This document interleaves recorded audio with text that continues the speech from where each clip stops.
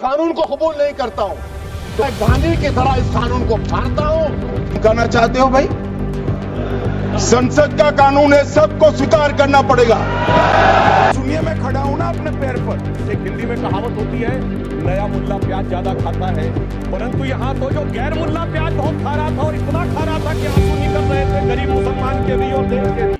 लोकसभा और राज्यसभा में किसी ने प्याज का उदाहरण देकर समझाया तो किसी ने ताजमहल के दावे पर खूब खरी खोटी सुनाई, तो किसी ने बिल फाड़ा तो गृह मंत्री ने अपने सख्त रुख दिखाए और किसी ने बताया कि मुस्लिम कितने देश प्रेमी हैं। लेकिन इन सभी घटनाओं के बाद भी लोकसभा और फिर राज्यसभा में फाइनली वक्फ संशोधन बिल पास करा लिया गया और बीजेपी की जो पुरानी आदत है नामकरण करने वाली, वो यहाँ पर भी दिखी। बिल का नाम बदलकर unified Waqf management empowerment efficiency development act कर दिया गया, जिसका शॉर्ट टेम बनता है उम्मीद। बिल पास होने के बाद जगह बिल के विरोध में प्रोटेस्ट भी शुरू हो गए। तो एक्चुअली हम ये जानने की कोशिश करते हैं इस बिल में ऐसा था क्या, लेकिन उससे पहले हमें ये जानना होगा आखिर वक्फ का मतलब क्या होता है। अगर मैं आपको सरल भाषा में बताऊं, अगर कोई इंसान अपनी प्रॉपर्टी को, चाहे वो मूवेबल हो चाहे वो इमूवेबल हो, उसको या तो रिलीजियस पर्पस के लिए या तो चैरिटेबल पर्पस के लिए डोनेट करना चाहता है, तो यह प्रॉपर्टी वक्फ बन जाती है। जो पर्सन प्रॉपर्टी डोनेट करता है वो वाकिफ कहलाता है, और अगर उसने प्रॉपर्टी एक बार डोनेट कर दी है तो वह प्रॉपर्टी वापस नहीं ले सकता है। यहाँ पर प्रॉपर्टी का परमानेंट डोनेशन होता है और डोनेशन मुस्लिम गुड अल्लाह के नाम पर किया जाता है। जब प्रॉपर्टी वक्फ बन जाती है तो उसका पूरा कंट्रोल स्टेट वक्फ बोर्ड के हाथ में आ जाता है। स्टेट वक्फ बोर्ड प्रॉपर्टी को बेच और ट्रांसफर नहीं कर सकता, लेकिन उस जगह पर या तो कब्रिस्तान बनाएगा, या तो मस्जिद बनाएगा, या तो कोई एजुकेशन हब बनाएगा, और इन सभी चीजों से होने वाली इनकम को वह दोबारा से मुस्लिम कम्युनिटी के जीवन स्तर को बेहतर बनाने में प्रयोग करेगा। वक्फ एक्ट के अंदर टाइम टू टाइम कई सारे चेंजेस किए गए हैं और हर बार विवाद खड़े हो गए। अब 2025 में दोबारा एक वक्फ एक्ट के अंदर चेंजेस किए गए। आखिर क्या समस्याएं थी वक्फ एक्ट के अंदर,